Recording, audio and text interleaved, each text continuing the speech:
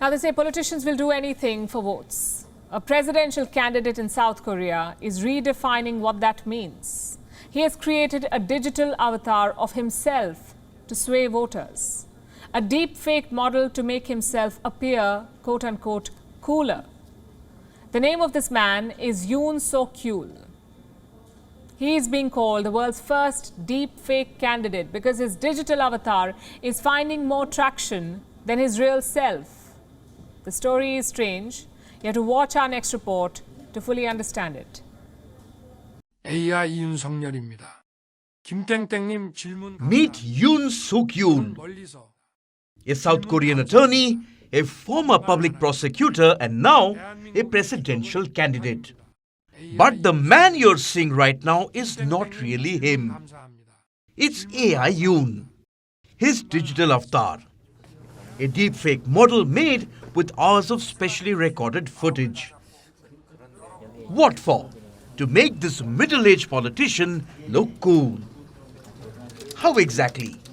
By arming him with salty language, witty answers and meme-ready quips.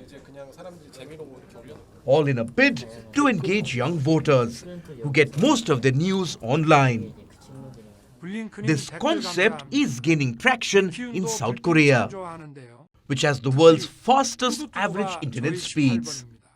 The creators say it's set to be used more and more in future elections. It's so easy to create huge amounts of content with deepfake technology as long as staffers spend some time on it.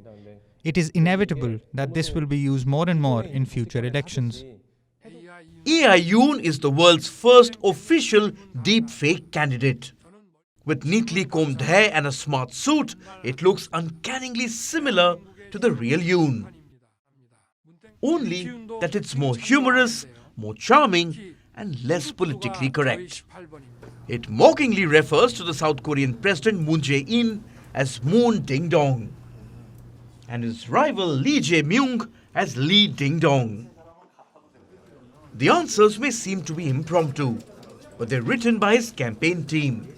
They've built this avatar through 3,000 sentences and 20 hours of audio and video stored in their database. They framed the replies by drawing on millennial lingo and pop culture references currently trending in South Korea. This is challenging carefully honed rhetoric usually found in public policy debates. We try to handle some of the questions that the candidate cannot answer.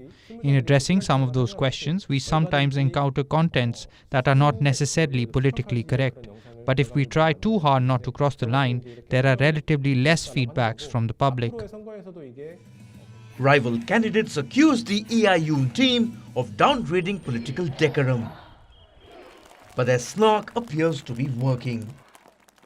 It's been a huge hit, attracting millions of views since making its debut. It has even turned the elections into a neck-and-neck battle. Yoon has pulled way ahead of his rivals with voters in their 20s.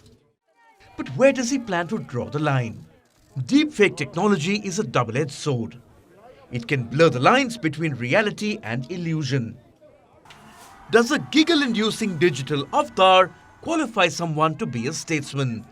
Do sensational answers scripted beforehand outweigh a politician's ability to perform? South Koreans will be grappling with these questions when they cast their vote.